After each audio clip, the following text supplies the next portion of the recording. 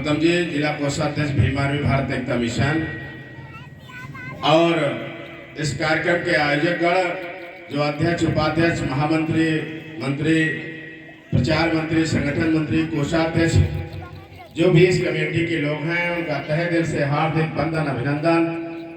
इस कार्यक्रम के कथावाचिका बहन मैना राज जी, उनकी पूरी टीम को, इस प्रांगण में बैठे हुए हमारी माताएं, बहनें, नौजवान साथी, कल के नन्हे मुन्ने कल के भविष्य छोटे छोटे बच्चे और पिता तुम बुजुर्ग, इस पंचशील धम्म ज्ञान वर्षा कार्यक्रम के पंडाल में बैठे हुए सभी लोगों का हृदय की गहराइयों से नमन, वंदन, हार्दिक स्वागत, अभिनंदन। विश्व में मानवता का संदेश देने वाले करुणा के सागर शाक्य मुनि, सम्यक सम बुद्ध और संतों के संत श्रोणी गुरु रविदास, जिन्होंने समता मैत्री के लिए, जाति विहीन समाज की स्थापना के लिए अपना सर्वोच्च निछावर कर दिया। वो भी अंधविश्वास आडंबर में लीन थे, वो भी मंदिरों में पूजा करना चाह रहे थे, लेकिन जब बाबर का आक्रमण इस देश में 16वीं शताब्दी में हुआ और मंदिर की जो है तोड़े जाने लगे, मंदिर की मूर्तियां टूटने लगी, तो संत रविदास की आंखों से वो पर्दा जो अंधविश्वास का था उड़ गया। उन्होंने सोचा कि जिस मंदिर में पूजा करने के लिए मैं बेताब था, वह मंदिर अपनी रक्षा नहीं कर पा रहा, तो मैं तो बेकार था। इस मंदिर के सहारे इसी में पूजा करने, अंधविश्वास आडंबर में जो है के लिए जो है दिन रात संघर्ष कर रहा था। उन्होंने उसी दिन से अंधविश्वास आडंबर से मुक्ति ले लिया और समाज को मुक्ति दिलाने के लिए उन्होंने बहुत सारे दोहा चौपाई लिखने का काम किया। संत रविदास ने कहा, ऐसा राजा हूं राज में मिले सबों को अन्न, और छोट बड़ा सब सम बसे रविदास रहे प्रसन्न। रविदास की मंशा थी कि इस भारत देश में जो जातियां हैं ये खत्म हो जाएं, जो छोटा बड़ा का जो क्रमिक समानता है, जो आर्थिक जो है गैर बराबरी है, सामाजिक गैर बराबरी है, ये खत्म हो जाए। रविदास ने जात पर कहा कि जो है जात जात में जात है जो केवलन के पाप, और रविदास मनुष्य ना बन सके जब तक जात में जात, मतलब किसी भी मनुष्य के जीवन में, मानसिक सोच में जब तक जात नाम का अहंकार खत्म नहीं होगा, तब तक वो इंसानी मानवता पसंद और समतावादी व्यक्ति इंसान नहीं हो सकता है, किसी भी जाति में हो। इंक्लूड जमात भी अगर अपने को सोचता है कि मैं धोबी, बालवी, खटिक और भंगी से ऊंचा हूं और मैं बुद्ध कथा करा रहा हूं, तो रविदास को नहीं मानता। रविदास तो जो है किसी भी जो जातियों का जो है किसी भी तरह से उसको बर्दाश्त नहीं कर सकते थे, कर रहे थे। रविदास ने कहा कि बामन झूठा, देव भी झूठा और झूठी मूरत है, और उसके अंदर जो बैठा पुजारी है, लड्डू मैं चढ़ा रहा हूं और मूर्ति नहीं खाती, भगवान नहीं खाता, उसको कौन खाता है? पुजारी खाता है। पैसा मैं चढ़ाता हूं तो भगवान नहीं उठाता है, कौन उठाता है? पुजारी। तो वो पुजारी की दुकान है, वो हमारी मुक्ति का रास्ता नहीं हो सकता। हमारी मुक्ति का रास्ता है शिक्षा। बुद्ध ने कहा, बुद्धं शरणं गच्छामि, मतलब मैं ज्ञान की शरण में जाओ, संगठन की शरण में जाओ, संघर्ष की शरण में जाओ। उसके बाद कबीर, जो बाबा संत रविदास के बाद हुए, कबीर ने कहा, काकर पाथर पूज के मस्जिद ले बनाए।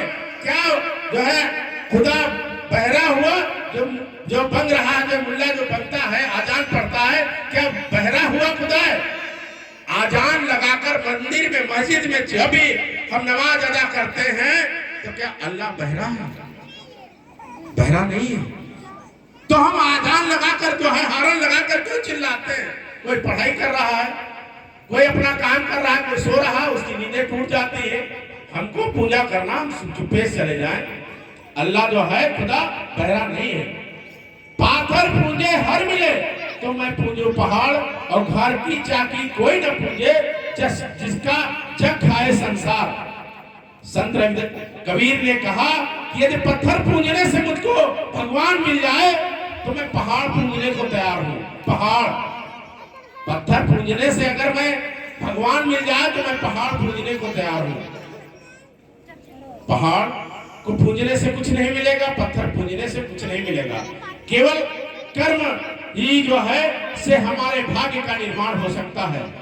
अगर हम पूजा करते रहें और परीक्षा देने ना जाए क्या पास हो जाएंगे? पढ़ाई ना करें, शादी कॉपी जमा कर दें क्या पास हो जाएंगे?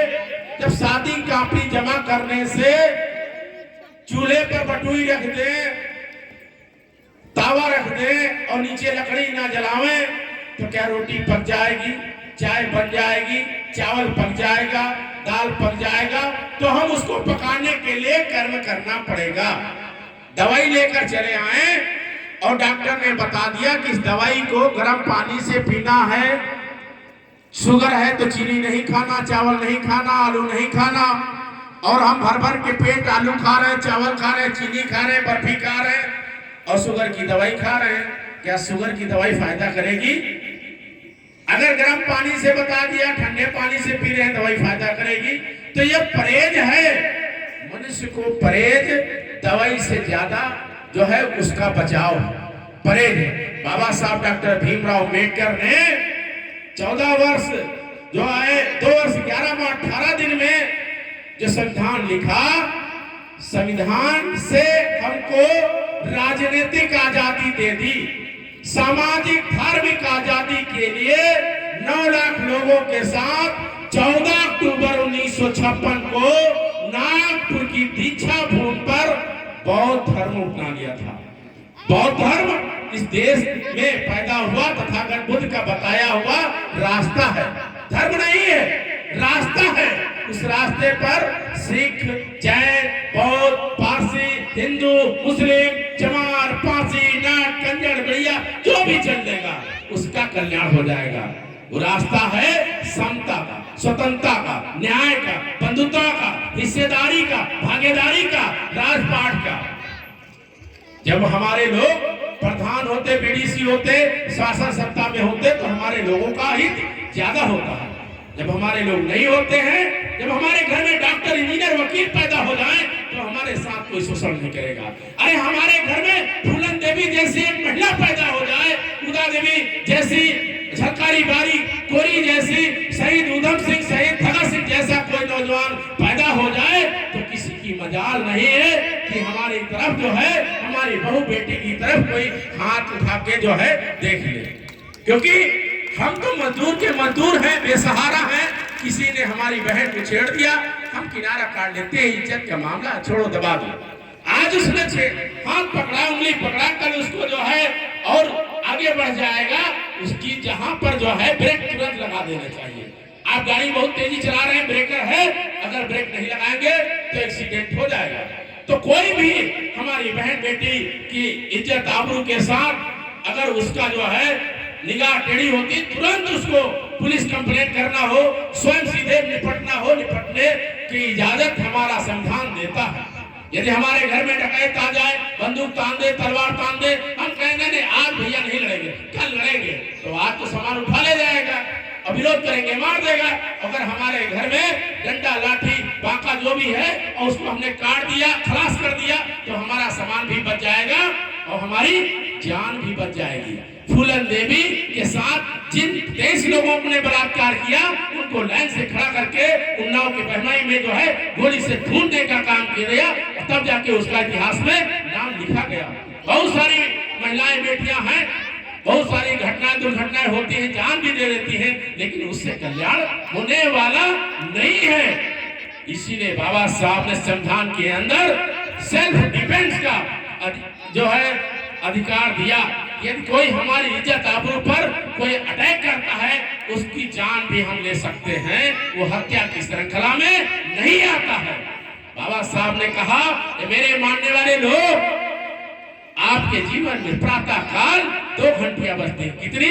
2 घंटियां। 1 घंटी अगर आपके आसपास मंदिर बना होगा तो मंदिर की घंटी बजेगी। दूसरी घंटी जो आपके आसपास स्कूल बना होगा तो स्कूल की घंटी बजेगी। लेकिन अगर मेरे मानने वाले लोग विद्यालय चले गए तो अपनी किस्मत अपने हाथ लिख लेंगे और वहां से डॉक्टर, इंजीनियर, वकील पैदा हो जाएंगे। और जिस दिन आपके घर में डॉक्टर, इंजीनियर, वकील, IAS, PCS हो गए, उस दिन जो गरीबी के कारण आपको रिश्तेदार नहीं मानते हैं, वही तो लेके आएंगे अपने लड़का लड़की का रिश्ता कि भैया शादी कर लो, 10 लाख रुपया और ब्रेजा गाड़ी हम तुमको देंगे। जो गरीबी के कारण हमको निमंत्रण नहीं देते हैं। और जिस दिन हमारे घर में एक लड़का डॉक्टर हो जाए, इंजीनियर हो जाए, वकील हो जाए, बैरिस्टर हो जाए, तो वो गरीब वही दूर के रिश्तेदार हमको सगा रिश्तेदार बता करके अपना जो है बनाने का काम करेंगे। भाई जब कोई गरीब होता है, आज राजरानी जी आपकी जिला पंचायत अध्यक्ष हैं, हर रावत समाज का आदमी कहता है हमारी मौसी, बुआ, चाची, नानी सब हैं। अगर कोई गरीब हो, रावत समाज के हो, वो है ये नहीं हमारा, अरे वो दूर के रिश्तेदार है, साइकिल से आए, उधर चले आए, इज्जत करते हैं। बेनी प्रसाद वर्मा एक जमाने में जब जो है उनका चिराग जलती थी विकास की, तो सारे देश के कुर्मी उनको अपना लेते। तो जो बड़ा होगा, जो विकासवादी होगा, जो कुछ देने लायक होगा, उसी को सब लोग अपना बताते हैं।